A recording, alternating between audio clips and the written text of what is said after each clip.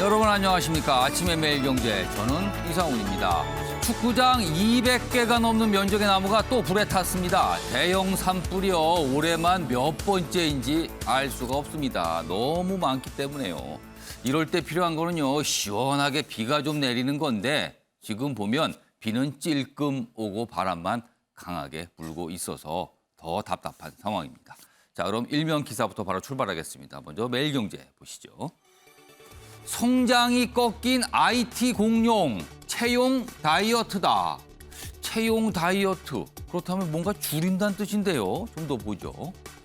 작년에 1,100명을 뽑은 네이버, IT 기업이죠. 올해는요, 600명가량 정도의 채용 계획만 갖고 있다는 겁니다. 절반으로 주는 겁니다. 그리고요, 게임 업계도 비대면 특수가 사라지면서 개발자, 그러니까 IT 개발자 얼마 전까지 몸값이 치솟고 있다, 이런 얘기 나왔는데 개발자 모시기에 주춤하고 있다는 겁니다. 뭔가 채용에 줄어드는 분위기가 있다는 겁니다. 다음은 한겨레 확인해 보겠습니다. 39조 원 손실보상 추경. 어제 한밤입니다. 본회의 전격 처리. 굉장히 뭔가 급하게 서둘러서 처리가 됐다는 거죠. 좀 더 보겠습니다. 여야가 선거 직전 진통 끝에 합의를 했다. 이 기사는 요걸 강조하고 있죠. 선거 직전이다. 지방선거 이제 이틀 남았습니다. 371만 명에게 손실 규모에 따라서 600만 원 그리고 최대 1,000만 원까지 일단 지급을 하는데요. 이르면 오늘 오후부터 지급될 수도 있다는 얘기가 나옵니다. 그리고요, 정부안보다는요, 추경 규모가 2조 8천억 원 정도 늘어났습니다. 그런데 사실은요, 이 추경 관련해서 뭔가 충분하게 합의되지 않았다, 이런 지적받는데 그중 하나가요, 소급 적용, 이거 어떻게 할 것인가? 아직 명확하게 정하지 않은 상태에서 그냥 일단 통과를 시킨 겁니다. 이건 나중에 논의하자는 거예요. 뭔가 서둘렀다는 방증으로 보입니다. 이번엔 동아일보 보시죠. 자, 기사가 일면 톱으로 있는데요. K무비의 두 남자, 칸을 지배하다. 그렇습니다. 칸 영화제, 굉장히 권위가 있는 영화제인데요. 여기 보시면 송강호, 한국 배우 첫 칸 영화제 나무주연상입니다. 그동안 무슨 작품상, 감독상 뭐 이런 거는 많았는데 주연상은 굉장히 드물었거든요. 특히 남성의 경우는요. 그런데 나무주연상이고요. 그리고 옆에 사진 있죠? 박찬욱 감독상을 받았습니다. 그래서 칸의 두 남자, 뭐 이런 표시가 좀 있고요. 아래로 가겠습니다. 기생충, 미나리, 오징어 게임 등 K 콘텐츠 전 세계적으로 굉장히 주목받고 유행을 했죠. 세계 대중문화 주류로 떠올랐다, 이런 기사입니다. 마지막으로 한국일보 확인해 보겠습니다. 자, 융식 대주교 추기경 임명입니다. 한국 천주교 사상 네 번째입니다. 추기경은요, 굉장히 이 천주교계에서 굉장한 권위와 어떤 위상을 갖는 자리죠. 교황 유고시 콘클라베 선출권 행사. 그러니까 새로운 교황을 뽑는데 투표를 할 수 있다는 그런 권한을 갖고 있다는 설명입니다. 자, 지금까지 일면기사 짚어봤고요. 오늘도 뉴스의 의미 깊숙하게 짚어주시기 위해 네 분께서 자리하셨는데요. 한 분씩 소개해드리겠습니다. 자, 먼저 화면 가장 맨 왼쪽에 앉아 계십니다. 윤경호 MBN 논설위원 나와 계십니다. 그리고 그 옆에는요, 최경철 매일신문 편집위원 자리하고 계십니다. 세 번째 자리에는요, 김종욱 전 청와대 행정관 나오셨고요. 마지막 자리에는 천하람 변호사 자리하고 계십니다. 자, 네 분 안녕하세요.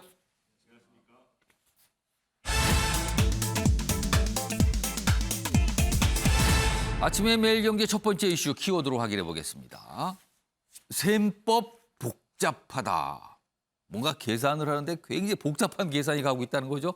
그만큼 까다롭다, 뭐 이런 뜻이 되는데 아마도 지방선거 관련된 내용이 아닐까 이렇게 짐작이 되네요. 기사 먼저 확인해 보겠습니다.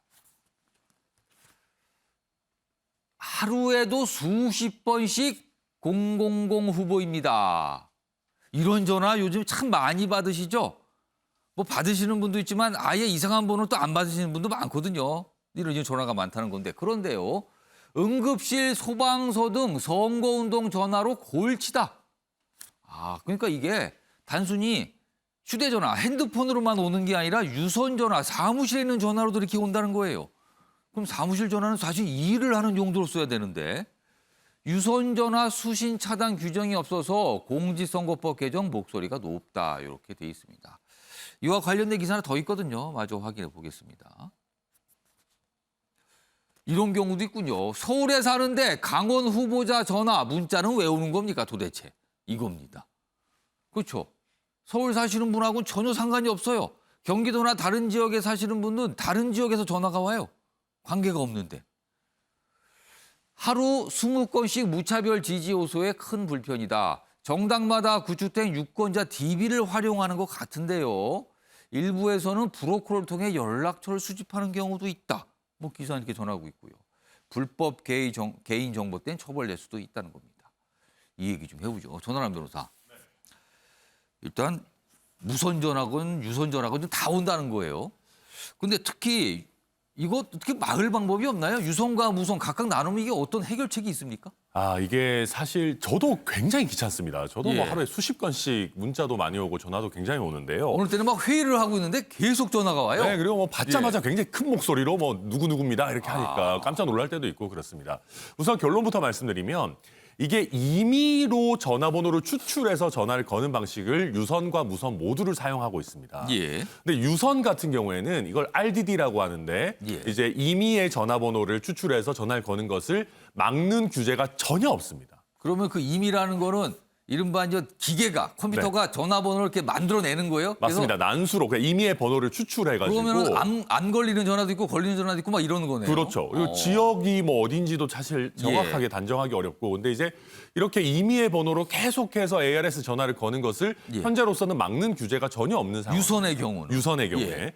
그러니까 반대로 무선의 경우에는 보통 이제 통신사에서 안심번호를 사다가 쓰거든요.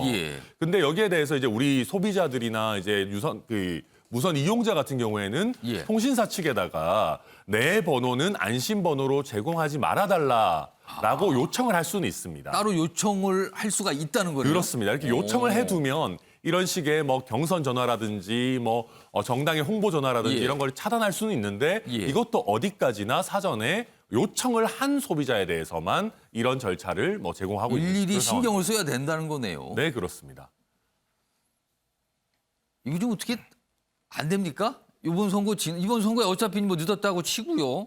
다음 선거도 나오잖아요. 기다리고 있는데 그때는 좀 대책을 좀 세웠으면 좋겠는데 이거 하루 종일 전화가 너무 많이 와서 힘들다는 분도 참 많아요, 요즘에요.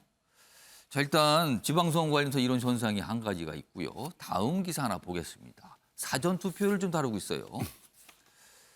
사전투표가 지난 금요일, 토요일 이틀간 진행이 됐죠. 투표율 집계가 나왔습니다. 여기 보시면 지방선거 사전투표율 20.62%. 자, 그러면은 일단 20.6이면 이게 높은 건지 낮은 건지. 일단 기준으로 삼을 수 있는 게 그 전에 지방선거 그리고 최근 직전에 있었던 대선 일단 이렇게 비교 대상이 되잖아요. 그 전에 지방선거보다는 높습니다. 그래서 오늘 이 투표율 기사가 지방선거 사상 최고다 뭐 이렇게 나오는데 이전에 3월에 있었던 대선에 비하면 많이 또 낮아요. 자, 그렇다면 체감은 뭘로 할까요? 아마도 가장 가까운 선거와 비교하면서 체감을 하겠죠. 그래서 여야가 이런 반응이 나옵니다. 여야 예상을 밑돌았다. 그러면서 셈법이 복잡해진 겁니다. 이게 무슨 의미일까부터 분석을 하겠죠. 좀 더 보죠. 국민의힘에서는요. 이재명 결집 효과가 낮은 거다. 국민의힘에게 유리하게 해석했어요. 민주당은요. 지지층이 적극적으로 나왔다. 상대적으로 우리 지지층이 많이 났다. 뭐 이런 분석을 하고 있습니다. 그리고 여기 가운데 표를 좀 보실까요? 이게 시도별로 투표율을 별도로 집계한 겁니다. 전국 평균은 20.62, 20%를 조금 넘겼어요. 그런데요, 여기 보시면 전남, 여기 보세요. 31%. 대선 때까지는 아니지만 상당히 높죠? 상대적으로요. 반면에요, 여기 보실까요? 대구. 전남에 비하면 반토막이네요. 투표율이요. 그리고요. 여기 보시면 최대 적점지로 꼽히는 경기도. 여기 있습니다. 19.6. 여기 19.06. 평균에 못 미칩니다. 뭐 이 정도의 결과가 좀 나왔습니다. 지역별로 좀 차이가 좀 꽤 나네요, 지금 상황은. 자, 이 얘기 좀 해보죠. 최영철 편집위원. 네. 전국 평균 사전투표율 20.6입니다. 이거 예상보다 어떻게 나왔습니까? 최영철 편집위원은 어떻게 예상을 하셨어요? 저는 뭐 별로 이번에 사전 투표율이 높지 않을 거라고 생각했습니다. 근데 그거보다도 더 그거보다 높으니까 뭐 나십니까? 저는 비슷하게 나왔다고 생각합니다. 왜냐하면 지금 그 정치 진영 간의 갈등이 굉장히 심합니다. 예. 그렇기 때문에 최근 몇 년간 투표 성향을 보면 투표율이 좀 올라가는 추세입니다. 예. 그리고 이번 지방선거가 사실 지방선거가 국회의원 선거나 대통령 선거에 비해서 원래 가장 낮거든요. 예. 투표율이. 그런데 이번에 저렇게 한 20% 정도 사전 투표율이 나온 것은 그만큼 이번 지방선거가 대선 직후에 치러지는 이례적인 선거이기 때문에 대선 연장전이라는 시각이 있어서 아마 투표율이 굉장히 좀 높을 것이다. 그리고 진영 간의 갈등이 심하기 때문에 꽤 높을 것이다. 예. 그렇게 생각했지만 지난번 지방선거 사전 투표율보다 극소폭 올라가는 데만 그쳤거든요. 그렇습니다. 거의 뭐 사실상 비슷하다고 봐요. 그렇습니다. 지금요. 이 이유는 결국에는 지금 여론조사가 워낙 많이 나오고 있기 때문에 예. 여론조사가 보면 지금 여당에 조금 유리한 여론조사 결과가 많이 쏟아지고 있거든요. 아. 그러다 보니까 지금 투표 성향이 어떻게 보면 강자에 편승하는 투표 성향이 심합니다. 보통 이렇게 보면. 아, 여론조사 이렇게 기우는구나. 아, 이번에 예. 민주당이 좀 불리하네. 예. 아, 그러면 난 투표를 안 갈래. 그러니까 퇴장하는 사람들이 많아지는 것이죠. 아. 그러니까 민주당 성향의 유권자들은 아마 퇴장하는 분들이 좀 많았을 것이다. 그리고 지금 또 너무 앞서가는 여당 입장에서는 예. 여당도 퇴장하는 입장이 많다. 그러니까 대구 같은 경우는 지금 그러네요. 퇴장 투표가 많을 겁니다. 지금 여당인 국민의힘의 텃밭으로 꼽히는 건데 그렇습니다. 저기는 뭐 제일 낮아요, 승부가 지금? 기울었다. 내가 투표 안 해도 어차피 여당이 이길 거야. 그러니까 퇴장 투표가 많았다. 관심이 좀 덜한 겁니까? 그렇습니다. 민주당 지지자들도 아마 퇴장 투표가 좀 있어서 결국에는 예측했던 것보다 아마 진영 간의 대립이 이렇게 심하고 예. 대선 연장전인데도 불구하고 사전 투표율이 극소폭 오르는 데 그친 것은 결국에는 이번에 약자에 대한 동정보다는 강자에 대한 편승 투표가 좀 심해지지 않을까. 그렇다면 지금까지 나온 여러 가지 복수의 여론조사에 예. 좀 따라가는 그런 여당에 약간 유리한 그런 뭐 정치적 지형이 되지 않을까. 이렇게 좀 조심스럽게 전망을 해봅니다.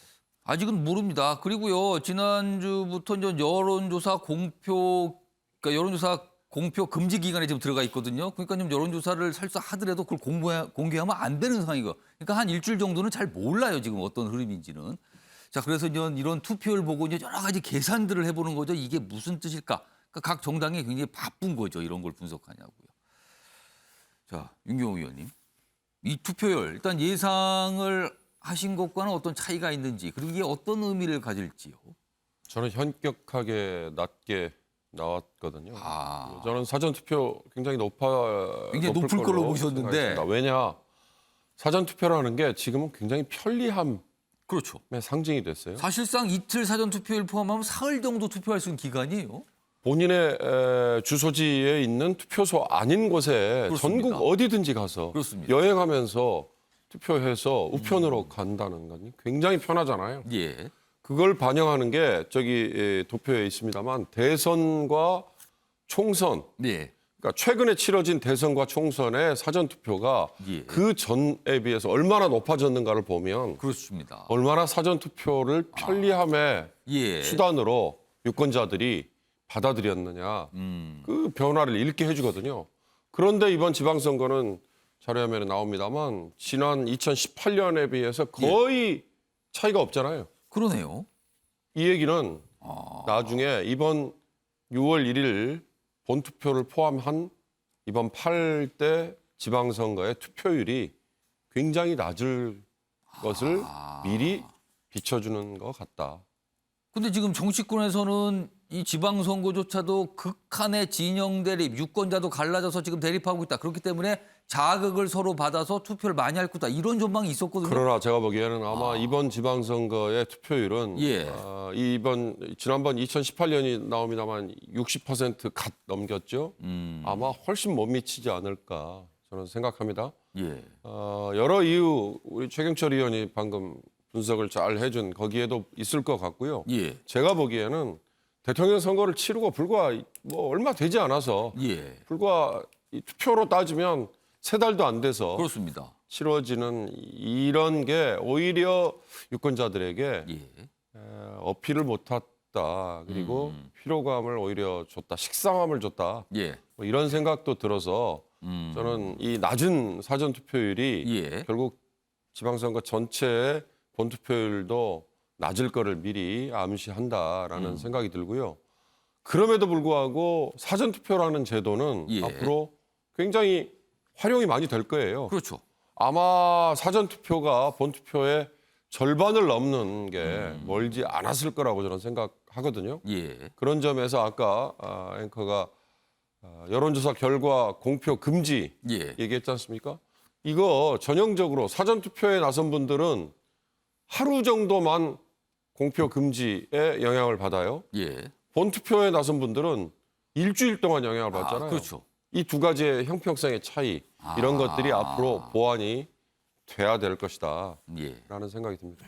자, 이 기사의 아랫부분에 이 그래프 3개 좀 다시 한번 좀 제가 강조해 드리죠.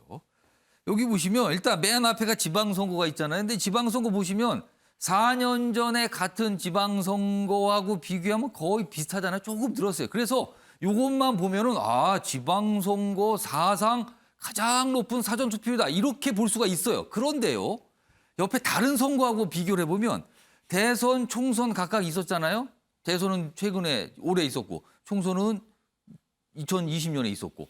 근데 그때 당시 보면은 직전에 같은 선거보다 사전투표율이 다 높아졌죠. 그렇다면 이번 지방선거 역시 같은 흐름이라면 굉장히 높아지겠 거다 하고 예상을 했던 겁니다. 근데 아니었어요, 이게. 이게 과연 무슨 의미를 갖는가? 아직은 모릅니다. 선거 다 끝나고 분석이 돼야 정확한 게 나오겠죠. 그러나 각 당이 지금 복잡한 셈법 속으로 들어가 있는 겁니다. 그래서요. 자, 이런 가운데요. 최대 격전지라고 꼽히는 곳이 하나 있죠. 바로 경기도입니다. 기사 있습니다. 자, 이준석 큰 인프라 투자 여당만이 가능하다. 그러니까 힘 있는 여당 지지해 주세요. 이런 뜻이고요. 야당에서는요. 경기도에서 지면 끝입니다. 큰일 납니다. 살려주세요라는 분위기인 거예요, 지금. 아래로 가겠습니다. 여야가 경기도에서 총력전을 지금 벌이고 있는데 여당 지도부는 안산에서 선대위 현장회의를 했고요. 김은혜 후보, 국민의힘 후보죠. 더 큰 약속 지킬 기회를 주세요. 이렇게 호소했습니다. 옆으로 갑니다. 민주당 얘기예요. 사전투표율이 경기도 아까 보셨죠? 전국 평균을 밑돌아요. 후보들 복잡한 겁니다. 지금 이게 도대체 무슨 뜻일까? 자, 김동연 민주당 후보는 민주당 개혁의 씨앗이 되겠습니다. 지지해 주세요. 이렇게 나왔습니다. 자, 그럼요. 이와 관련해서 후보들의 호소전 들어보시죠. 그 엄중한 권력을 위임받았습니다.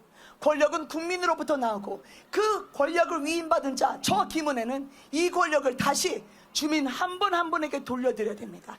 그게 국록을 먹는 자의 소임입니다. 저는 경기도지사가 돼서 아빠 찬스, 엄마 찬스 없는 경기도 청년들, 경기도민 여러분께 경기 찬스를 드리겠습니다. 와! 자, 김종국 전 행정관께는요. 지금 민주당 지면은 큰일 난다. 지면 다 끝난다. 이런 분위기입니까 지금?